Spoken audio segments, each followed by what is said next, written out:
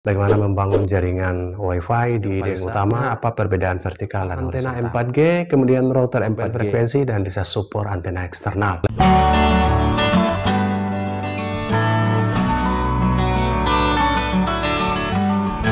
Salam sukses, Assalamualaikum warahmatullahi wabarakatuh. Selamat datang di The Tide Munir TV atau Munir TV ketiga. Kali ini kita akan membahas tentang beberapa pertanyaan yang sering ditanyakan di Munir TV, Munir TV 2ND maupun Munir TV 3D atau The Tide Munir TV di sini. Sahabat semua, bagaimana membangun jaringan Wi-Fi di desa, di mana kondisi di desa yang mungkin belum ada tower 4G yang hanya ada di desa tetangga ataupun di kecamatan tetangga, kita bisa memanfaatkan untuk membangun Wi-Fi di desa seperti pada desa digital yang pernah kita reviewkan di Munir TV.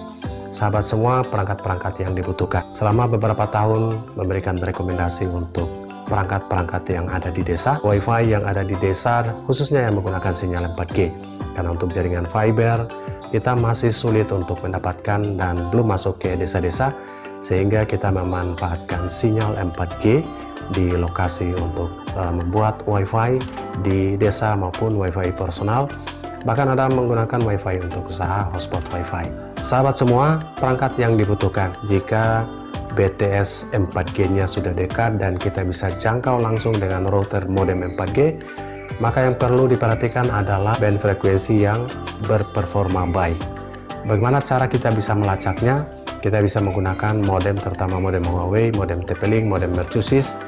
Kita bisa lacak band frekuensinya, di mana band frekuensi yang bagus kita bisa lock menetap di situ, ataupun kita buat multiband untuk tujuan modem router yang support 2CA. Jadi poin yang paling utama, jika BTS-nya dekat, kita akan cek log band frekuensinya.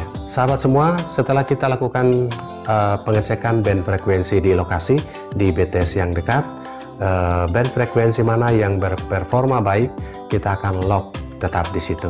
Misalkan BTS terdekat di sini adalah band 1, band 3, dan band 8, ataupun band 3, band 40, dan band 8, kita akan lock salah satu dari situ yang lebih berperforma baik. Oke sahabat semua, tujuannya untuk mendapatkan sinyal internet yang bagus lewat jalur Wi-Fi. Itu poin yang pertama jika BTS-nya dekat.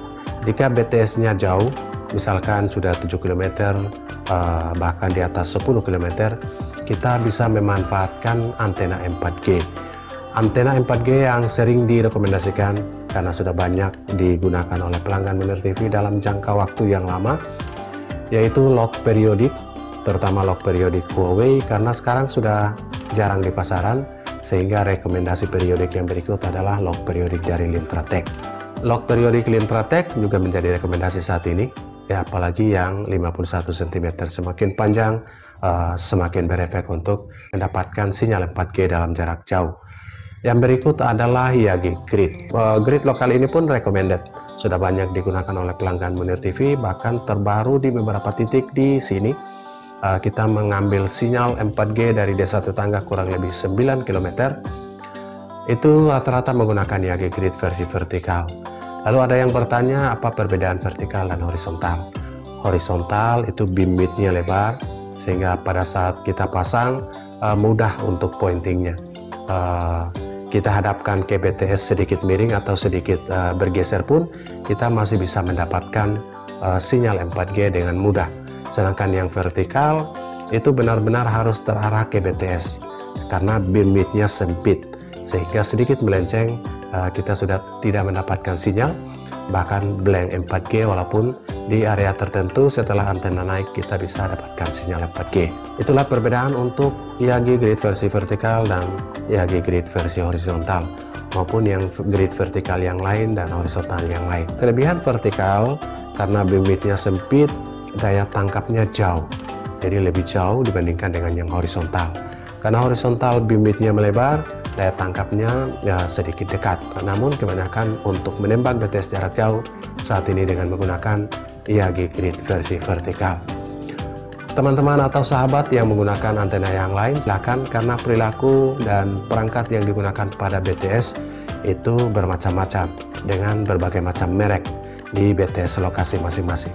Bisa saja berbeda, ada brand lain yang atau antena lain yang lebih cocok untuk digunakan di lokasi sahabat. Semua bisa diuji, di mana yang berperforma baik bisa dipakai untuk dalam jangka waktu yang lama.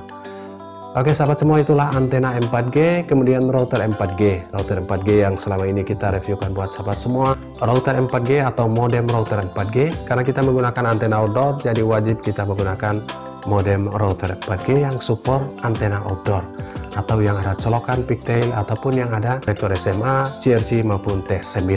Jadi kita harus menggunakan modem router yang support antena outdoor.